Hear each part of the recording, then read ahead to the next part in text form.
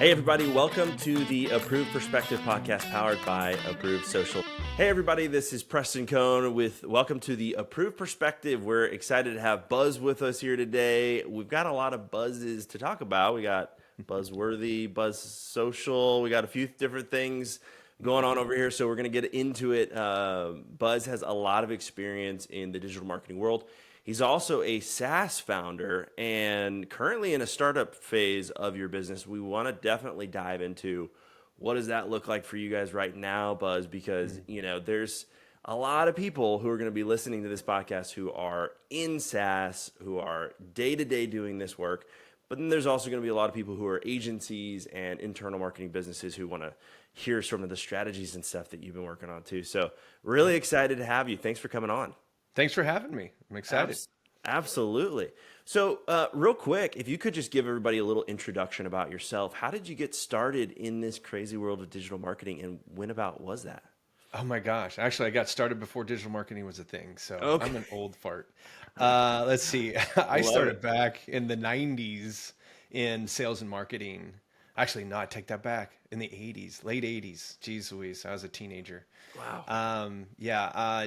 Back before the internet was even a thing, I got into sales and marketing. I worked for Bastium Tickets, which is Ticketmaster now. Oh, cool. Oh, really? And I happened to live in Concord, California at the time, which is the city where their headquarters is at. Yeah. And at like the age of like 15, maybe 16 years old, I was able to land a job for me and one of my friends, my best friend at the time, a job there.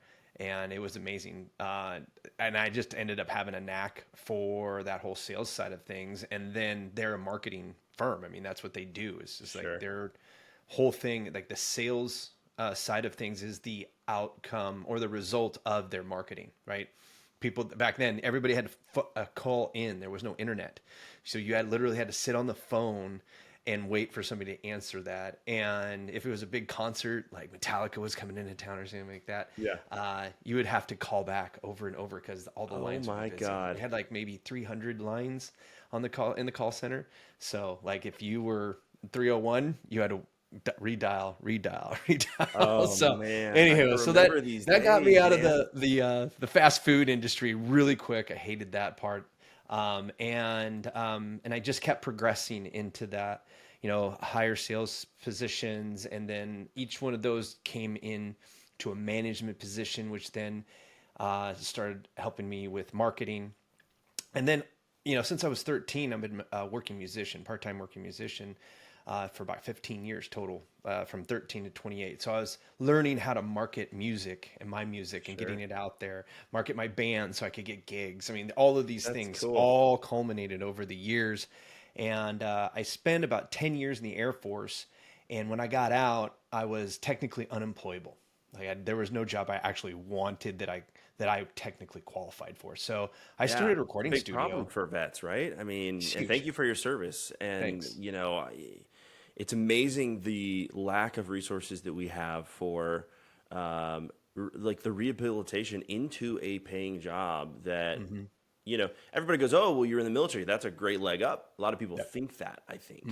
And unfortunately, you're talking about a world now, especially when you're talking about AI, you're talking about SaaS, you're talking about all these things.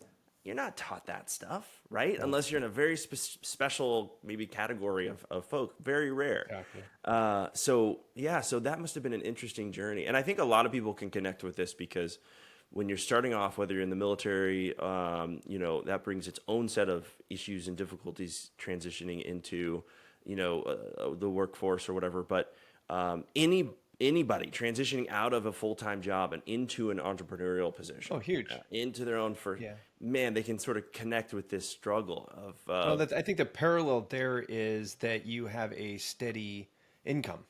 Right? Yes. Right. That's like the biggest thing. And you have structure. And it's somebody else's structure that you're just following. So you're not making any decisions except for whether or not you're going to stay and follow the structure or move on. Right. And when I got out, it was, I don't know if I just didn't want to work for anybody, I guess. And I had dreams, I had aspirations, and I'd always had that entrepreneurial bug, and I didn't know what it meant because I came from a household that was, grew up on a farm in Northern California. My parents got divorced. My dad was a business major. He worked for Kaiser Permanente for like, I want to say 25 years, 30 years or something like that before he retired. All business management stuff, right? And so that's all I knew. And I saw entrepreneurialism, and we, you see it all on TV and all the other stuff, and you just don't know that's like really tangible. Like, and now today, so even like I've been in business now for coming on 18 years. Just 18 years ago is night and day to what it takes to start a business today, especially with the virtual world. Like, we've all gone virtual. My company now is 4 years into being virtual. Right. And we used to have brick and mortar and the whole 9 yards. But before COVID, you said, "Hey, this is the thing we got to do." Well, let me get to that point there. That's actually part of the journey. So I started my company as a recording studio. I hung up the guitar, decided So we're gonna have to pull out a guitar and get you to play us a riff or something, huh? This is right. Like, I feel like I want to see the real Buzz. That's funny. Maybe we'll see how it goes. Cool. I didn't bring my bourbon here to get me loosened up. Well, Yeah. next time. But about a year into owning a recording studio, I realized that surviving off of starving musicians was not a good business plan. Right. So I pivoted the company into a media production company, and it became a full spectrum media production company. And then over the years, my marketing prowess kept seeping into conversations, and eventually, I had to have people pay for my opinions, because otherwise I was going to go broke, because I was spending a lot of time helping people come up with their strategies and their ideas and all this stuff, and I wasn't getting paid for that because thought I was just feeding the production machine, right? That was part of the process. But if people don't value what you don't charge them for. Oof, right? We value what we pay for, right? Timestamp this, people. That's a big one, right? Like, if you're an agency owner out there and you're going and sending emails at 6:30, 7:30, 8:30 at night to your clients, or your meetings are going for hours or well over your end time, your clients don't respect you. No. And you're going to lose them, and you're going to work your butt off in the process. So set some boundaries. Yeah, good point. So we grew that into a multi-million-dollar creative agency. I had 22 employees, 13,000 square foot facility, and it was a full spectrum. Like, we had the video department with like I think it was like a 25 or 30 foot long green screen room, and everything you can imagine. We had our own print, large and small format print shops, banners, you name it, you could walk in and get it done, right? Wow. And we served about 300 companies a year. But one day, about the end of 2018, I realized that I'd grown the company broke. And what I mean by that is that I was living in what is called entrepreneurial poverty. Millions of dollars of revenue coming in, I wasn't even paying myself six figures. Yep. Millions of dollars coming. I had people who were making more in my company than I was, and I was still working. Like, I did not pay myself first. Because the idea is, hey, if I can take less and reinvest, we all hear this. We're going to take less, we're going to reinvest into our business, and we're going to grow the business. The problem is, when we're starting out as business owners, I know I've been there. That's why I'm connecting with this. Is just to say, look, I'm going to pay this person more to grow it because they're skilled at their position. They can help us grow the business better. And in reality, you didn't build the processes, the systems, the hiring mechanism, everything that you need in order to do that correctly. Is that what you found to be the big issue, or what? I did not understand the economics of scale for a service-based business. And so as I created infrastructure, I did not know enough to add to what we were billing. Yeah. And so my concept was, well, we'll just sell ourselves out of being behind that. So it was somebody at one point said, you guys are kind of like the Costco of marketing, because we were targeting small micro businesses at the time, because this was in Anchorage, Alaska, and there were a lot of big legacy agencies in Anchorage that had all the big accounts. So all the oil companies, the city, the municipality, the state, all of the big any of the medium-sized companies, they were all gobbled up by there's about 5 main agencies in Alaska. And so I'm coming up and I'm a nobody. I didn't come from any marketing university or interned Yeah. at any big agency in the lower 48. And so I grabbed what was a void, right? Was this micro. And I listened to those micro businesses on what they were willing to pay versus me creating enough value that they would want to pay what I was actually worth. Right. And that's something that I've talked about in my book, The Rule 26. You know, your average revenue per client needs to reflect profitability. Otherwise, it will grow it broke. Period. End of story. But I was on a mindset of volume. Like if we just have enough clients, it'll all work itself out, right? And it didn't, because I was probably 2 to 3 months, two to three bad months of sales away from having to close those doors at any given time. So we were a house of cards. I recognized it finally, and I said, this is maddening. I'm not happy. I'm not getting paid what I'm supposed to be getting paid. I have a culture that was, you know, pursuant on the ebbs and flows of kids just getting out of college at the time. Like my average employee rate was, or average employee age was in the mid 20s. And for a healthy company that size needs that to be closer to the mid 30s, which means that you do have, you know, we had interns and stuff like that, even out of high school working there, but we didn't have enough. We were too loaded on the low end of experience. Yeah. We didn't have enough leadership of people who'd been in the business and helping people. So I was the only one with enough life experience to help everybody get through their 20s. It's not happening professionally, not their personal stuff, but their professional careers. They're coming out of college thinking, I need to be making $80,000. I'm a marketing professional. Exactly. I'm like, yeah, you can. When you start bringing in 30, what is that? 80, that's a third of, let's call that about $240,000 minimum of revenue. Your employer will give you $80,000. Right. Right. You need to be bringing in at least $250,000 of small business for somebody to say, yeah, you're worth $80,000. Yep. Right? And it's about, people say, what is it, about 2 times or 2 to 3 times, right? And it's technically now $400,000 of revenue for one full-time employee is actually the healthiest. Yeah. So at minimum, an employee should be bringing in 3 times the amount. So their billable amount should be 3 times. And people are going, well, why so much? Well, because you have overhead. One, you have to pay you. 2, you have to pay any admin that don't bill. Yeah. People forget their overhead in their pricing. They think about their rent. They think maybe their banking or anything like that, but they forget to bring all like their assistants and their accountants and their tax accountants and any legal stuff that you might have to have. All of those things have to be put together in your pricing. What about the firing and hiring process too? I mean, you know, it's extremely expensive to get a new person and to train them. So when you're going through those young people and burning through them and churning through them, there's a strategy there. People use it. I worked for a boss that he didn't give a shit if we were happy or sad or whatever. Called us up in the middle of the night, and guess what? I was at that stage in life where I was doing whatever I needed to do to keep the job and grow, and thought it was important to do. But man, you know, that's just such a problem. Okay, so great. It's huge. And you know, another thing though is that, you know, one of the things that I looked at was the fact that I was hiring too fast and I was firing too slow. And it should be the other way around. You should hire slow and fire fast. Yeah.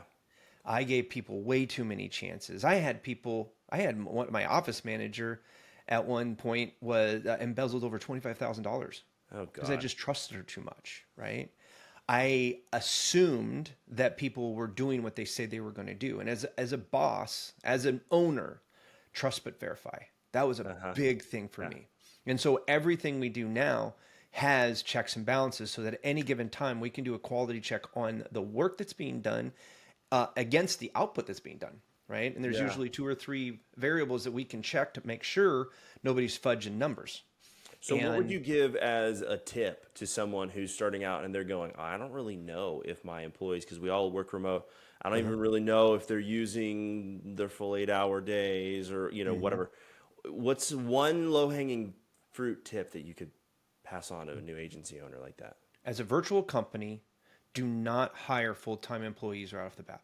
Hire on-demand employees. Then you're given, and they get a budget. Here you get this many hours of admin and this many hours, and then anything that's in the billables, this is your budget for this project. I don't care if it's consulting, creating, coding, whatever it is that you're doing, there's a budget to it, right? And we don't like to think that we all want to say that we're value-based pricing, right? Mm-hmm. Which is fine. But at the end of the day, there's a budget to that value-based price. Right. And that has to do with somebody in your company trading hours for dollars, right? Great. So as business owners, we're leveraging our time, but our employees are trading their time. Mm-hmm. Mm-hmm. Otherwise, they would own their own business and leverage their own time. So just realize that not everybody's thinking like you. As a business owner, I have one of my guys, he's a great project manager, but you start talking money and he just shuts down. Like math is beyond him. And I'm like, how are you a marketer and not understand math? He's like, I get the marketing math, but when it comes to money math, him and Excel spreadsheets do not get along. Yeah. Right. And so that's fine. So everybody has that there. So that low-hanging fruit is the fact that you don't hire full-time employees. You don't even hire salaried employees, even at a part-time staff, right? Now, as you grow, you're going to get core people, okay? Those core people will have objectives and goals tied to their salary and bonuses. So you want to pay them just enough to where they're happy to be there, but they're driven to get that bonus. Mm-hmm. And those bonuses are based on your profitability, not your gross revenue. Sure. And so when everybody's looking at the budget of what it takes to do business, any piece of business that you have, everybody's aligned with your objective, which is profit. Yeah, when you're looking at profit, I mean, that's driving your business forward very specifically. You can measure that, fantastically. And people, you're not focused on just some large number that's coming in the door that you go, wow, we made $10 million this year. Well, what's the actual profit on that? Because at the end of the day, are you building this business for all your employees, or are you building this business for you and your family and your own freedom and your own growth? Yeah, I mean, that was something that, when I look back on it, there was a point where I was building out a business for the employees, but I had a concept of that we were a employee-centric company with client-centric employees. It's hard to do that because you're assuming your employees care about your clients as much as you do. Mm-hmm.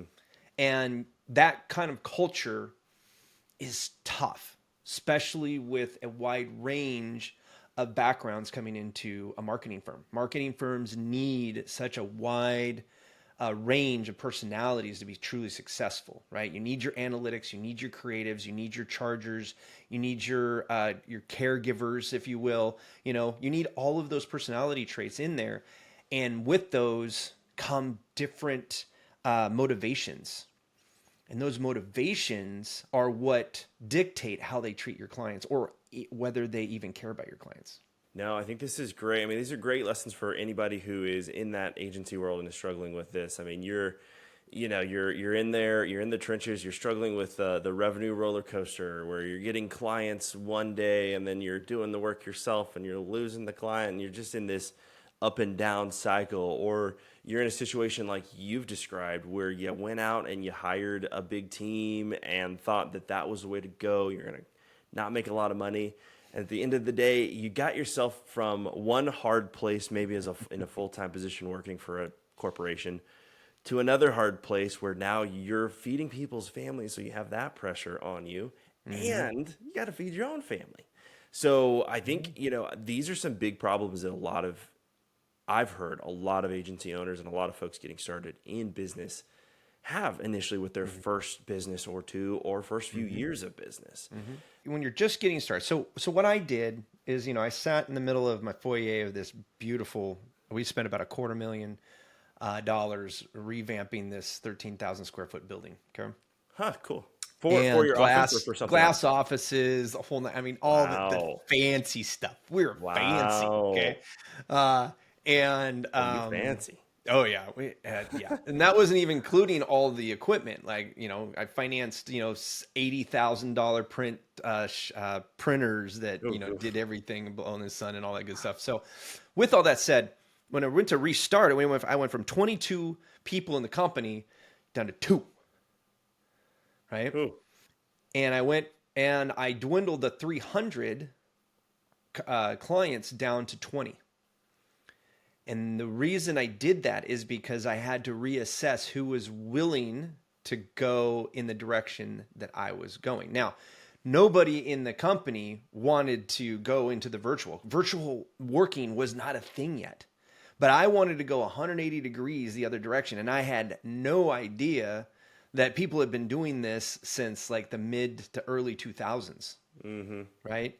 Because of the internet. About 2007, 2008 is like when some of the people that I've talked to lately have been like, yeah, I've been virtual for, 15 years. I'm like, whoa, that is so cool. I wish I would have known about that because I would have done a hybrid, right? I had a $14,000 nut every month before I opened the doors. Wow. That was no salary. That's just the building. Yeah. Okay. When you have that kind of pressure on you, that sucks, right? Oh, yeah. So Yeah. when I went down to 2 of us, so I went from 13,000 square feet down to 1,300 square feet, 22 down to 2, 300 down to 20, right? That right there gets you in line, and you start looking at it. Now, did I do all that work? At first, I thought, yeah, I'm just gonna go do the work. I love marketing, blah blah blah. And I got back into the weeds of things, and I'm like, this is not me. I'm an entrepreneur. I'm not an entrepreneur, right? And if you're an entrepreneur, being a lifestyle business is beautiful. Keep doing it as long as you are fulfilled in doing that. For me, my brain does not work on that day in, day out. I have to have the variety, and I like strategy. I like new. I like creating, and that is not necessarily a marketer's job, right? I don't care what part of marketing you're doing. There's a lot of ritual that goes into that, right? And so for a creator, a true creator in the business sense, that is maddening. And I found that out. So the tip that I'm going to give you is don't hire, outsource. We have so many ways to outsource the things that anybody can do in our industry, right? So if you don't have enough work, because when you do part-time people, they want to know they're going to get at least, like on a part-time side, 15, 20 hours a week minimum, right? Yeah. Now, you're on To make it demand and you worthwhile. tell them, hey, it's not always going to be that way, but on average, I think we should be able to do that. Sometimes it'd be more, sometimes it'd be less. But if I don't have any business, I don't have any work for you, I shouldn't be your only source of income, right? Or you don't need the money and this is added money and you're filling in those 20 hours a week. Those people exist. I have 9 of them. No, I take that back. I have 7 of them, right? There's a couple other ones that they have enough work that they work full time for me, Sure. but they're not on a salary. So that way next month, if for some reason sky falls down to the ground and I don't have any money coming in because all the clients left for some stupid reason, Right. they're not getting paid because they're not doing any work.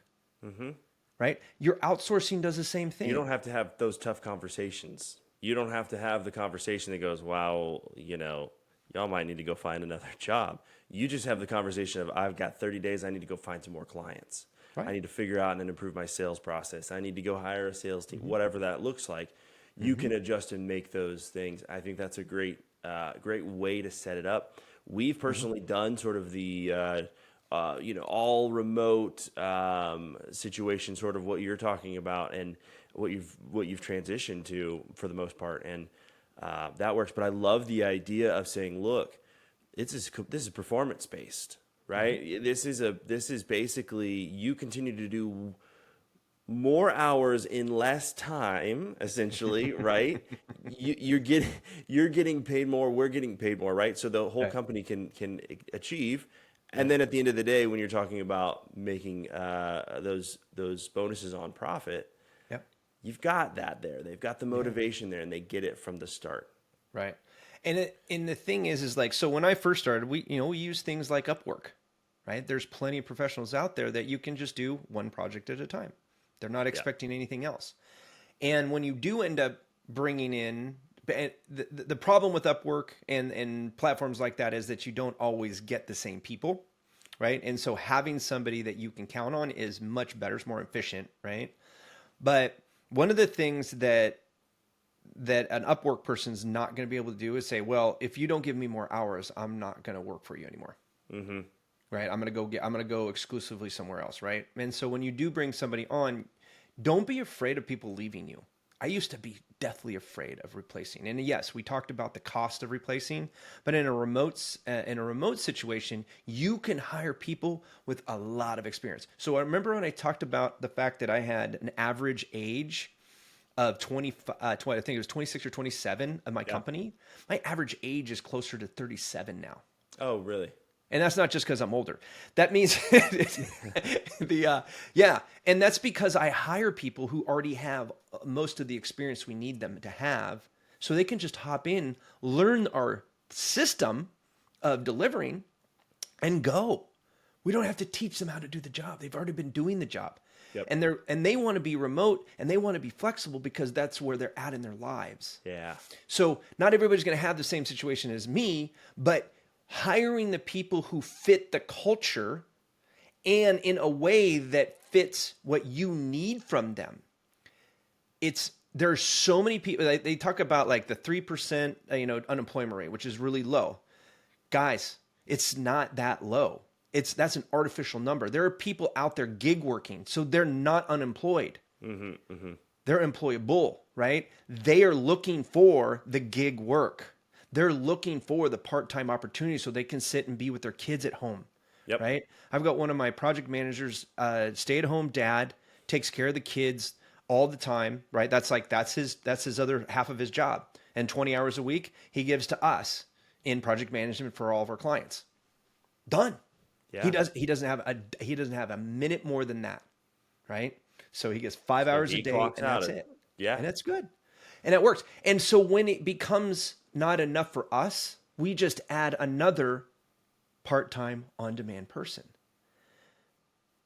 Mm-hmm. See how that works? Yeah. You don't have to do that huge leap of another $60, $70, $80,000 to bring somebody on, right? You don't have to make the leap to even $40,000 or $50,000 for a part-timer. You can say, hey, let's start you out. Let's just have a project. Let's just do a project together. Let's do a 5-10 hour project this week and see how it goes. Right? Mm-hmm. Yep. See how they do. And so I have a saying that says, or a copywriter or something like that, it makes it even easier, right? It's most of your people are creatives. Yeah. Here's a project. That's it, right? Even for a project manager, hey, how about you manage this one project and let me see how you do, right? There's two things that happen there. One, you get to try them out. They get to try you out. Okay, that's one. Number two, they have the capabilities of doing that, meaning that they're not 2 weeks away or 3 weeks away from being homeless. You do not need people desperate for money in your company. That's not your job. Yeah. Your job is to help. As marketers, our job is to help other people make money. Those people have money to invest in making more money. So we need not be desperate for money if we're trying to help other people make money, because we'll cut corners. We'll do all sorts of stupid stuff as marketers, right? And so we don't want to have that toxicity. And it's not being uncaring or unempathetic. It's just that I have to run a business and I do have to feed the people in and around me, right? I have to feed myself and my family, and I have to feed the people who are already here, right? And and everybody's got to be on board with making our clients money who are giving us that money. Right. And so you need everybody on the same boat. I freaking love this. So here's the thing. We're like doing a hiring and company structure podcast. I love it. But here's the deal about this is like, this is absolutely applicable to any of us at any of the businesses that we're currently looking at. I mean, it's a problem that when I talk to business owners every day, it seems like we're uncovering these things, whether they're my clients or they're my friend or myself at some point along the journey, right? I think we've connected with this before in this problem. When you started to hire people, did you make any sort of, when you started to go based on this new model and this new sort of idea of testing people and, going by the hourly rate, did you also change any kind of communication you had in that hiring process? Did you ask them different Oh, questions? 100%. Did you what was one thing or one or two key things that you would go, man, my hiring process has changed from this to this, and this is how much better it's been. Like, could you share some? 100%. So there's two main things. One is the amount of time I give each candidate. We used to interview 10 people for one position, like live interviews. Okay. Out of those 10 people, we'd pick one person. And sometimes, and that means that would whittle down. So there would be an initial interview after an online screening. I mean, and then there was second interviews with other people, dot, dot, dot. So you start adding up all these man hours. Oops. Right. You spent a lot of money just getting them through the door, only to find out that they're a complete dud. Right. So you're a remote company. And this is going to be specific for remote companies. I have very specific things that I put in my job description. They're technically instructions. And if they can't follow those simple instructions, there's two things. One, they're not reading everything. And number two, they're not following instructions. So immediately you can throw out some applicants. That right there, that gets rid of 90% to of give me a them. 1+1 at the very end of my application, and they didn't even do that. It was a copy and paste. Exactly. So I don't want those people. Then I have qualifying questions that get automatically sent through Indeed. And I have them record those questions so I can hear them talk. Oh, interesting. Very good. I want to hear their communication skills. Yeah. We're in marketing. You have to be able to communicate, right? So now I'm going to qualify you. If you don't record it, if you don't take the time to record them, you're no good. Sure. Sorry, you're too busy for us, apparently. So you don't need the job, and that's fine. Yeah. It's nothing against these people. It's just that it's not a fit for my culture. Sure. My culture is pursuant upon you being a self-starter, being attention to detail oriented, and willing to do the work to get the work. Yep. Right? If I can get that out of you before I ever talk to you, then now it's worth my time to talk to you. Right. From there, I have now a handful, and I only run my ads until I have about maybe 100. And out of those 100, about only 10 of them are going to do everything they're supposed to do, right? And out of those, if I have 3, I turn off my campaign. Yeah. And I listen to those 3 people talk to me. And if I love one of them, then we do a test project. If that test project is not going well about 50% of the way through, I call back my number 2 if I love them, right? Or I turn the thing back on. Got it. And start from scratch, okay? Now, there are times where I've had 2 candidates. I'm like, I love both of them. I really want both of these people on my team, right? So what I do, I give them each a project, and I see who wins. Welcome to marketing, people, where we A/B test things. You heard it first from Buzz. We're A/B testing humans now. No, I actually, this is the exact strategy that was employed by a number of companies that I've worked with, specifically in the political sphere, when you're talking about hiring and spending lots of money in a very short amount of time. You're bringing in different groups, and it basically becomes a trading floor sort of to see who does the best and what's going on with the performance of conversion rates and dollars and cents that you're building for this brand. And so, I think it's a fantastic idea. In fact, I've recommended this to clients of mine before. And as we're talking, I go, look, you want to hire those people that are 3 times cheaper than me, go for it. But let us do a test. Let's look at this, because the reason that I'm so expensive is because of what you'll find out in this test. And the reason that they're so cheap is that same thing. And, I've had many agencies and businesses come back to me and go like, well, we hired that guy for a little while, didn't work out. Now we're back to you guys. I had this exact thing happen to me this year. A gentleman has a construction company. We were talking in the spring. He was all gung ho about bringing me on as their fractional CMO. Now we're not cheap when it comes to fractional CMO, right? Oh, and what you pay for is very specific. And you have a whole team, and then I have a team behind me that does a lot of the groundwork for what we offer in the fractional CMO, right? But we don't do fulfillment in our CMO. Yeah. We're strategy, planning, project management, and training. That's it, guys. Like, people who are fractionals last year I used to have like this $7,500 a month, and we're your marketing team, Yeah. right? So we're a fractional digital marketing team department technically, right? Bad idea, because what happens is some tactics don't work, and when you put it in your scope of work, you get thrown out with the bathwater when one tactic doesn't meet their expectations. Mm-hmm. They're asking for discounts when you're not utilizing your entire scope of work.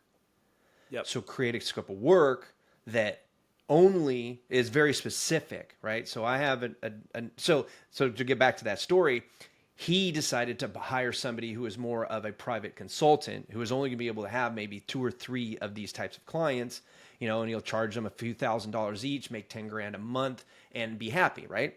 No overhead, it's really easy. You only have to keep track of 3 people, blah, blah, blah, blah, whatever that looked like, right? And I came back and I said, that's great. I congratulated him. And I said, that's awesome. That's a great decision. Tell you what, why don't you introduce me to him? Because I know you're not going to want your fractional CMO working on SEO day to day. Yeah. So I'd love to talk to him and show him that how we can work together with his strategy and help him make you more successful. Right. So for 6 months, I bounced back and forth with this guy. Apparently, he wasn't doing anything because I got an email 2 or 3 days ago that says, hey, can you send over that proposal if you're still interested in working with me? Yep. And another reason to keep those doors open and those lines of communication. There are many times where I have wanted to, let's just say this, I hopefully you agree with me, I'm not alone, but there's been many times when I wanted to like flip off, cuss out, like you spend all that time client to sign the is client. an asshole, or a situation like this where maybe they misled you or, whatever might happen. But the thing is this. Business owners are doing what they think is best for their client, for their company, sorry. Yeah. Right? And so just because they don't choose you is not a personal attack. No. Do not take it personally. This took me years, decades to learn, people. It's business. And once you figure that out, you're going to start firing clients that are unprofitable for you. Sure. And I had one last year. It was a fractional CMO client.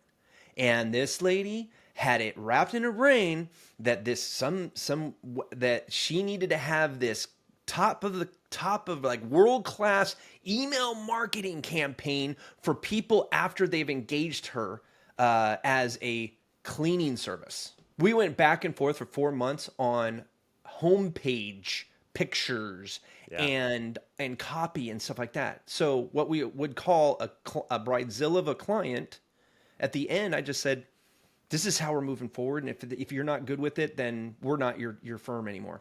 Mm-hmm. And in spite, in a fit of spite, I should say, I got this. We gave them the ultimatum letter. We didn't hear anything back for like 4 weeks, and we got the letter back from their paralegal. You're in breach of your contract. I was like, we've already let you go, lady. Yeah, it's too late. What are you going to try to do at this point? I don't understand. Yeah, it's not worth it, guys. Like having bad clients is sucking the life and profit out of your business. Yeah, and we, as you get started in a business, you're doing a lot of things, you're wearing a lot of hats, and it's unfortunate because we get used to, if we're entrepreneurs, we get used to that, and we're actually sometimes really good at that. We're really good at going, normally it would take somebody 8 hours to do this thing. I can figure it out in an hour, and I can get it done, and I can get it, to this point or whatever. The problem is we end up doing things that we're not good at, we hate, and it's driving you subconsciously into the ground. And it will pay off dividends in a negative way, because at some point you're going to go, oh man, like I need to hire a copywriter, because that copywriter, they're skilled at what they do. They like what they do, and they can do it really well for cheaper for me, and you're taking off that burden too of yourself.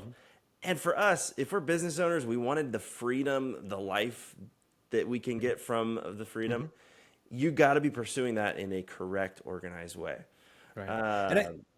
And I want to say there that you can be, you said something very interesting. It's like, hey, I figured out a way to get an 8 hours worth of work done in an hour. That is no good unless you can teach somebody else to do it for you at at about Yep. 80 to 90% of the same quality. Yeah. And there's 2 points there. One, nobody's going to do it as good as you. So you have to accept 80% is good enough. And number two, if you have to be able to delegate. Yeah. If you can't delegate through documentation, you don't have a business. You own a job. Right. Period, story. And I think, so the second side of that is that I go through things. So if I have a new concept, like a new strategy, I try it on my own company first and I do the work. Because as an engineer, a marketing engineer, like if you're a marketing strategist, you're really kind of an engineer and you're tearing things apart and you're like, okay, I want to put it back together this way and see if it still works, right? It's okay for you to do that for your own company, maybe have a couple test clients that you're doing that, all the while documenting through that and then sharing it with somebody else and saying, okay, this is how we do it. Now you do it and you watch them do it. So you can see from a second point of view of how it's being done and see if there's other things you can optimize, plus getting their feedback of like, well, I really don't like this, or why do we do it that way? And why do you have it this way? And now you're working together collaboratively. They're teaching you back. And now your documentation is solid. They are solid because they had input in it and you don't have to do it anymore. Exactly. And it's not as hard as we think it is. I think for a lot of us who might not be as comfortable with setting up those processes, a lot of entrepreneurs aren't as sort of detail oriented or able to plan that out depending upon sort of where you are in your skill set. But including your your virtual assistant on these calls and these emails, and then giving them some basic tasks of saying, hey, I want you to follow me around for a week and I want you to figure out what I do that can be repeatable. Okay, let's start with some basic stuff and let's figure out and like get somebody else to help you with this, or just write your activities down for the day, and then get a team member to come help you build that strategy out. Use Trello, use something to implement that strategy then so that it's easily accessible by your team when you do hire someone else. That's the secret that I have for because I can't, virtual company, you can't have somebody follow you around, right? So I have my executive assistant take over my inbox. Sure. Just that. I do. And now in my inbox, in my Gmail, because we use Gmail, I have templates already saved for responses for different things. So she already has that. She can pop things in, right? Now, at the beginning, so the concept is that she would go in, take a look at anything that she can handle on the administrative side, because she's the company administrator. Scheduling events for you. So billing and vendors, client billing, all that, accounts receivable, any of that stuff right there, boom, done, right? She takes care of that. Then anything she can't take care of, she puts in as a task. And I just look at my task list in my inbox. I don't actually look in my inbox. And so there's there. And now as I see things that I go, oh, okay, so when you see this, do this. Right. Okay, this right here, when you see this type of thing, here, give it to that person over there. They know what to do with it. Yeah. And so over a 6-month period, my task list, because that's my new inbox, gets no more than 10 emails in a day when I used to have to sift through over 70. Wow. There are days I get less than 5 new emails in task, and half of those are like newsletters that I need to maybe look at for a couple minutes, right? Like I have off-boarded my inbox. Yeah. Ooh, there's the new ebook. How to offboard your inbox. There we go. Get it from for all you fractional COOs out there. Take it, run with it. Your buzz. Yeah, or one of you out there. You want to do that? I mean, that's so true because I still do most of the emails myself, right? Like I'm still in there every day, but a lot of them are junk. A lot of them are me going back and still unsubscribing from something or doing something that just takes time. And what I've started doing is building Google Docs with those sort of templated emails where I can copy and paste stuff. But really having someone like you're talking about who can just assign you the tasks that you need and keep your mind away from all those other things. So you're not having the decision fatigue of who do I respond to? When do I respond to them? Should I have said this? Should I have said that? What does it look like? Right? You've got some templates and it works very well and effectively. And I think that is that's something that you got to do as a business owner. At least Yeah. start building out some templates for yourself.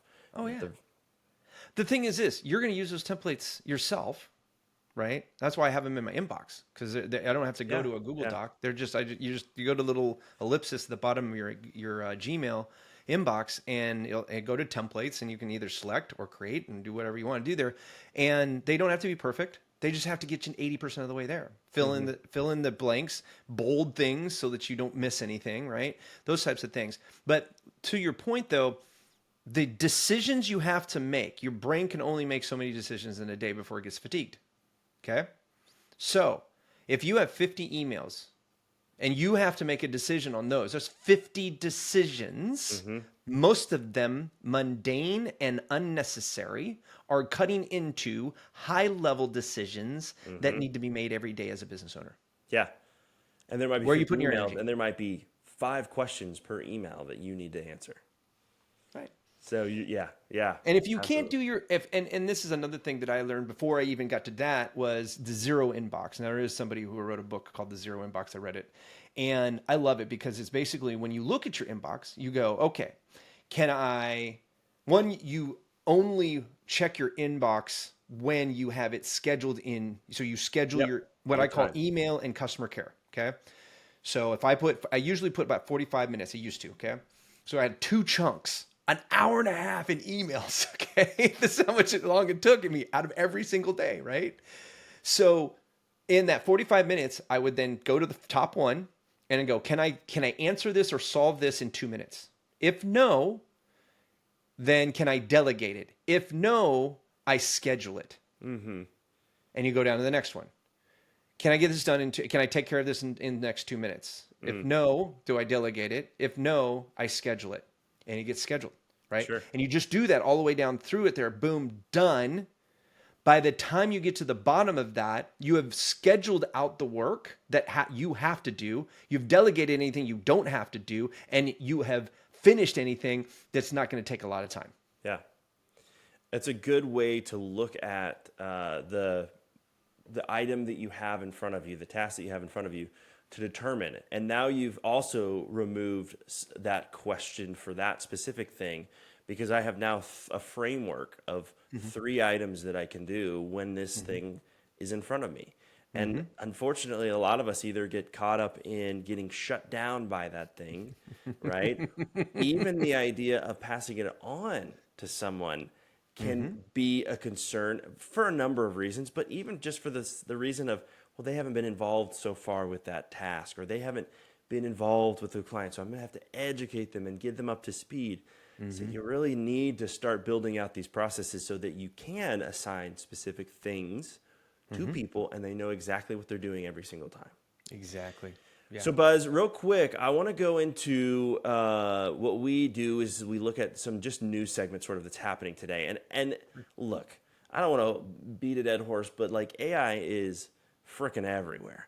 And apparently 35% What's of AI? Wait. Yeah, What's this AI thing you talk about? automated integration. I don't know. I'm old. So about 35% of CMOs right now are using generative AI to create brand experience. So interesting sort of things that are happening here. In Instagram, you might have heard Mr. Beast and a few others were actually put into the metasphere, verse, whatever, and paid money so that they could build their own profiles that are completely AI, completely digital versions of them. So you can go talk to these folks. Mr. Beast, 24/7, I can go access him, right? So there's a lot of interesting things that people are doing with brand and growing their business with AI.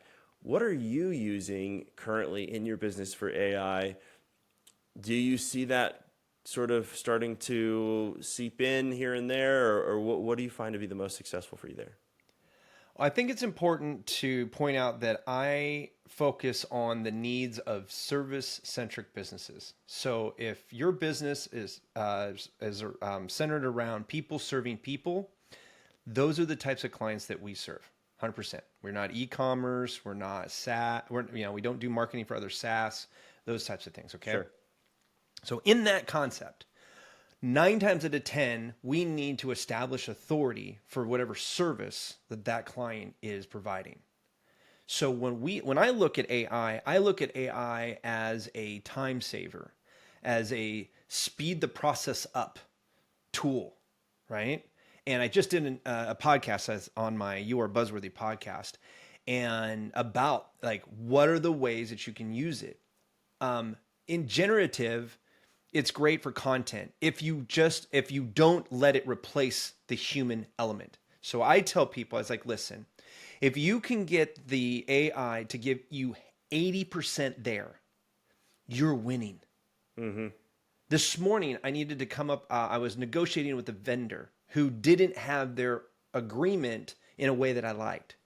So I went to ChatGPT. I said, hey, this is the parameters that I'm trying to negotiate right here. Can you please write this agreement for me in this way? And I boom, spit it out. I think I changed maybe 3 lines on that thing, sent it to them for review and said, hey, you change anything you want, and we'll continue this conversation, right? These are ways that we use it, is that you if you don't know how to get started, ChatGPT can help you with that. There's a lot of generative AIs out there now besides ChatGPT. If you want an outline, right, that's great. But in marketing, where I'm seeing us really use AI is in automation of reporting. Mm-hmm. Automation of synthesizing information in data sets. Good at data. Yeah. Oh my gosh. It is super smart. Yeah. Right? And a friend of mine, she's super smart in helping you like automate the synthesis in a way that you can then use it, right? So like using like Google Sheets and ChatGPT with a couple of inputs and then spitting out data that you can then process in whatever you want to do. And I'm being very vague because you can do this with anything, video, social, or anything like that. It's just giving you all of these ideas that then you can go, love it, hate it, love it, hate it, love it, hate it. And I don't know about you, but if somebody gives me a pretty good idea, I always have a way to make it more interesting. It's one of my knacks, right? Yeah. I'm not always the best at just sitting in a void and going, I have a new great idea. No, I'm usually like, that's kind of cool, but it would be better if we did ... right? And then getting into that creative space right there. And that's why I'm a good marketer, because people are bringing their ideas to me and they're going, I need to make it more compelling. Yep. ChatGPT can help you get there, right? We were just doing strategy last night with one of my consultants, and she's dealing with CPAs. And she's like, and so I started talking to her about, because she wanted to put the whoa campaign together. I was like, so whoa, what's the message, right? We start talking about the message. And she starts talking about a message as if she was a salesperson. I was like, wait a second, what about their pains?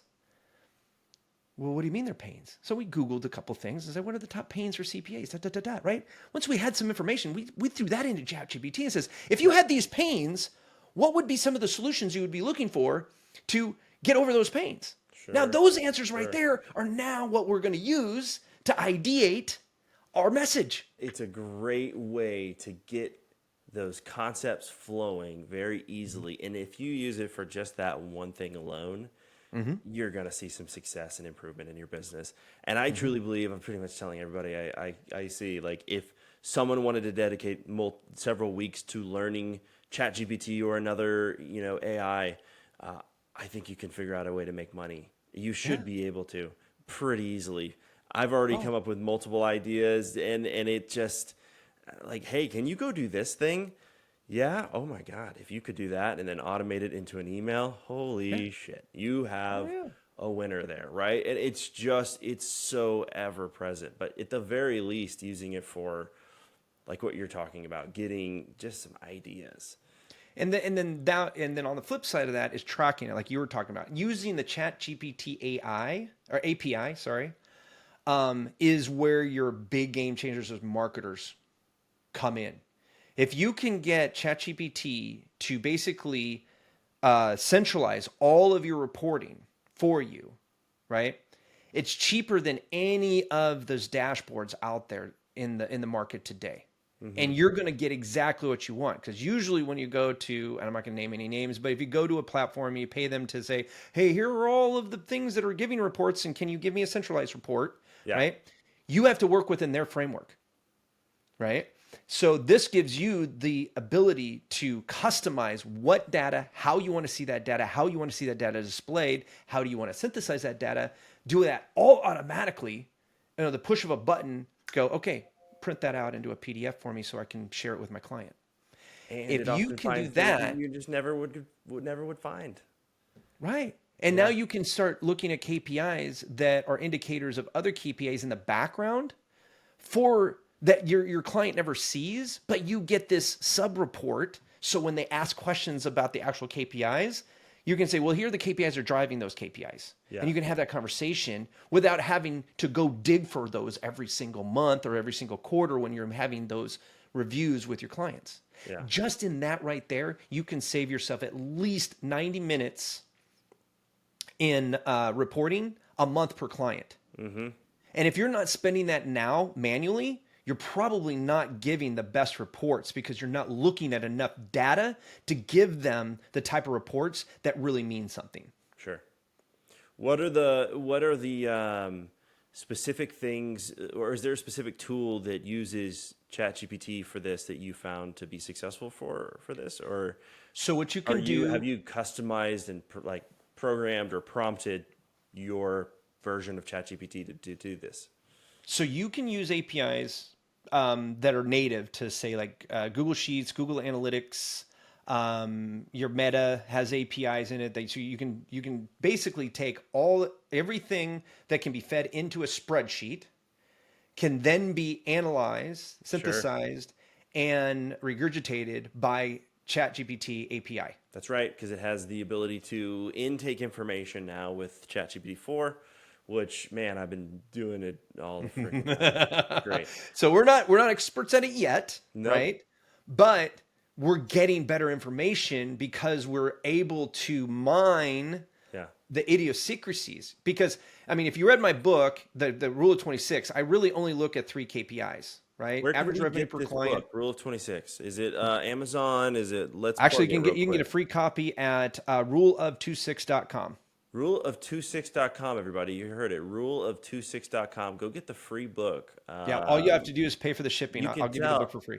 Yeah, you can tell Buzz has got the experience here. We've talked about AI. We've talked about hiring. We've talked about his story of, struggle of starting off big and blowing up and then having to sort of revamp and build up those processes. I have a similar story. I think a lot of people have similar stories where you might have had to either throw in the towel and get started back at your old job or sort of revisit how do I structure my business from the get and really build out those processes. So Buzz has got the info. Go check out his book, and it's a free copy. Why not? Pay him some shipping, get it over to your house. Buzz, we've talked about a lot of stuff today, but I do want to make sure, I want to wrap up here soon, be respectful of your time and people listening. But I want to talk to you about your product. We both have SaaS products that we've created. Ours focuses on the ad approval and sort of workflow side of things when you're talking about, you were talking about earlier, thinking about the time that your customer can have allotted to them, right? By hours. And that's what our tool tries to do. Our tool tries to come in and cut down those hours that you're spending for that person and that campaign and get that campaign live more quickly so that you can have higher return on your ad spend. So you can get those campaigns live and start making money for your clients, keep them happy, long-term value, lifetime value of them is increased.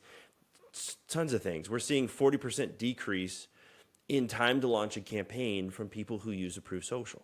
Exactly. And this is massive when you're talking about business, right? And your tool, correct me if I'm wrong, is like a central hub for organic. You've got some SEO products embedded in this. You've got a number of different things. I'd love for you to just walk us through the product because there's so many out there that it kind of creates some confusion, but I think you're cutting through the noise here with a lot of your features.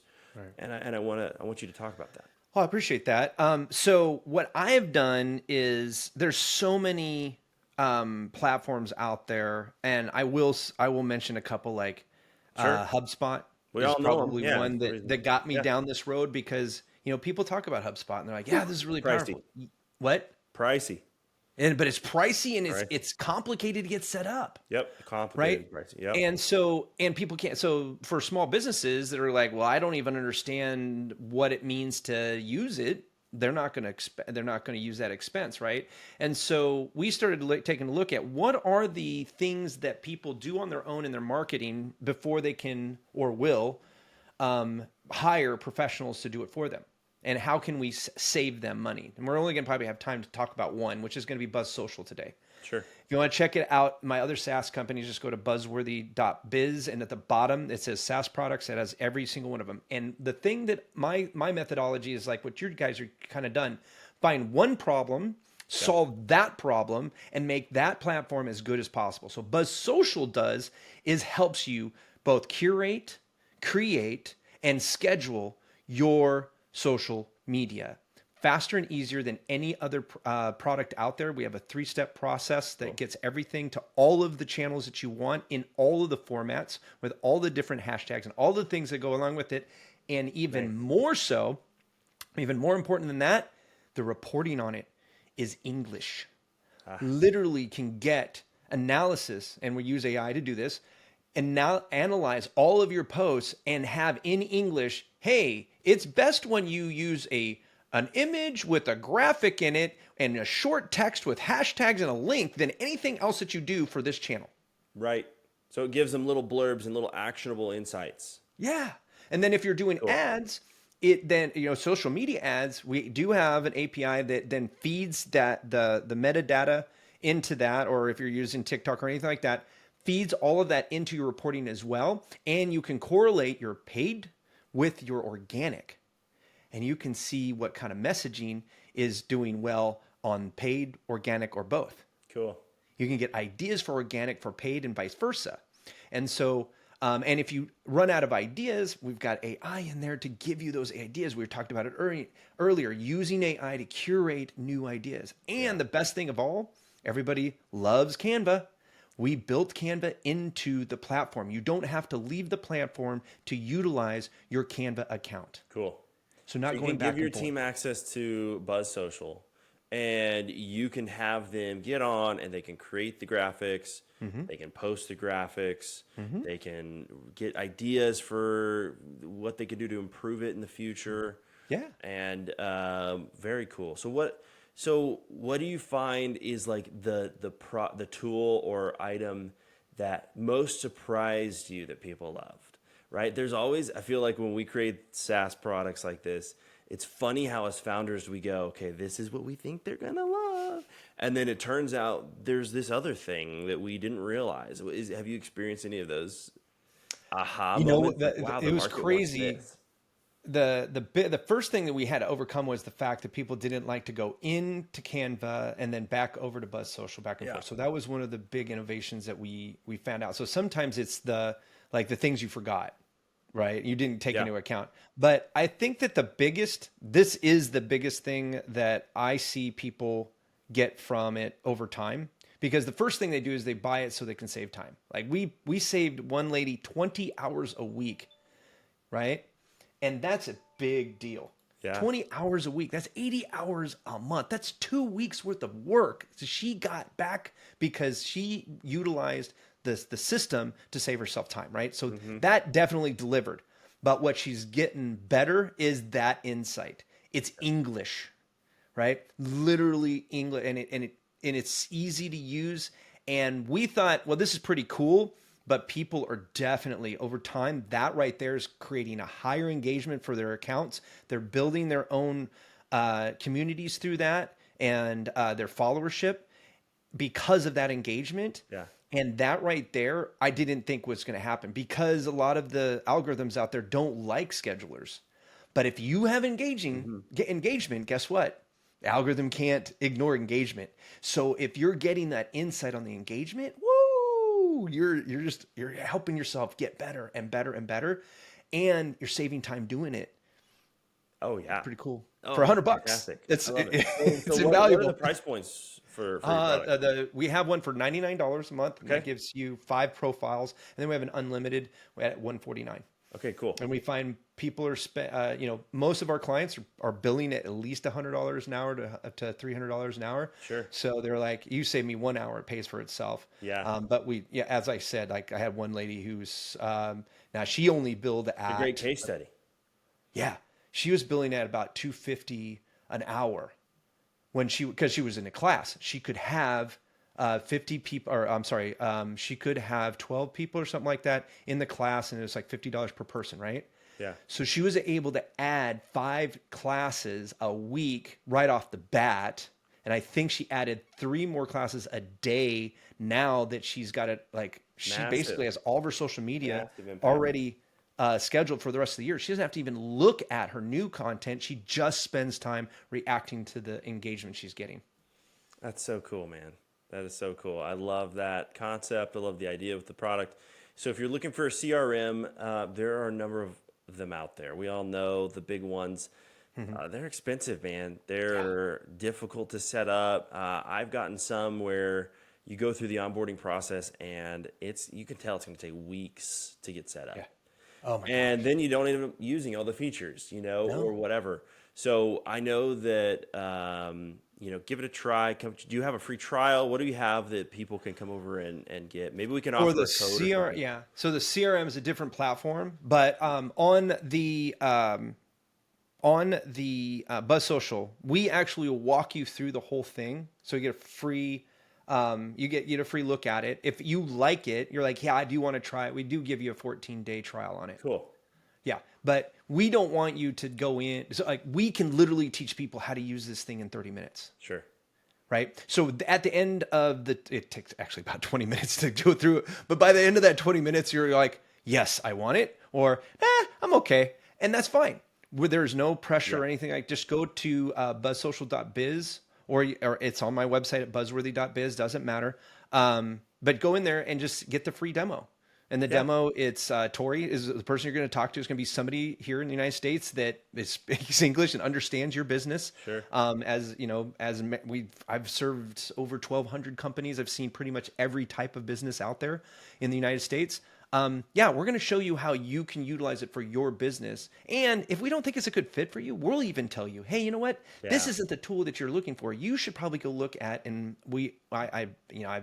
because I built one, I've seen a lot. Yeah. And sometimes people don't need Buzz Social, and that's okay. Sure. We don't want people to buy things that are not going to help them be more profitable. And the same way with your agency, right? Or the fractional CMO business. Exactly. You do not want to force a client to close with you because it's just going to be a pain in the butt, people. No. Let me tell you. You're going to lose money. They're going to lose money. You're going to lose face. Yeah. They're going to lose faith. You're just starting off on a rocky foot. I'm talking to an investor at a pretty large fund in the Texas area, and he was communicating to me about when you're building a product and you can look at the idea of time, cost, and creating an equation of what that equals for businesses. You go from, hey, I solve a pain point to, hey, I make you money.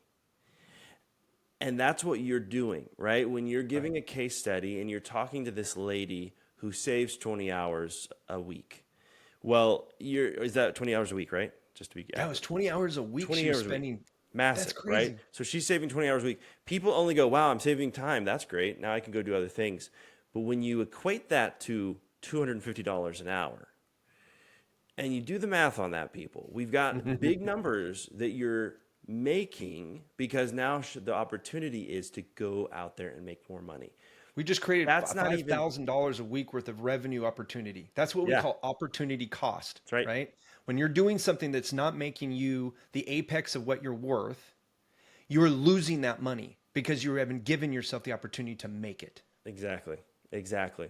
So when you're out there and you're looking at how do I sell this thing to my client or to my investor or whoever that might be, think about it from the next level. Don't just go, oh, it saves 5 hours. Okay, we'll equate that to dollars and cents. And I guarantee you that investor is going to be more interested. I guarantee you that client that you say, here's how much we can make you when we spend $10,000, it's going to look differently for you in that conversation. So 100%. Buzz, thank you so much for your time, man. I really appreciate it. You got a cool product. You got a cool story.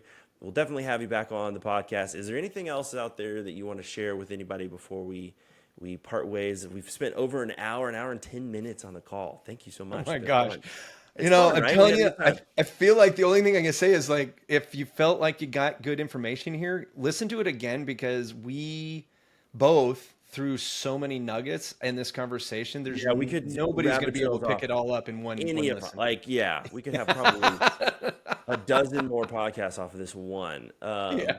But that's the way business owners like us think sometimes. We're kind of all over the place, and that's why you build those processes like we've talked about so many times. Exactly. Well, guys, this podcast is sponsored by Approved Social. We've already talked about it a little bit. We don't need to go into it, but it is the first collaborative feedback approval engine for your ads. We are decreasing time to launch campaigns by up to 40%. Reducing the emails that you're sending out to your clients, and just saving you a ton of time and ultimately making you money. And it does come down to what we just talked about. It's a time cost equation. It's pretty simple, folks. It takes you an additional 2 weeks to get a campaign live that could have generated $100,000. You lost $100,000. That lifetime value of that client's declining.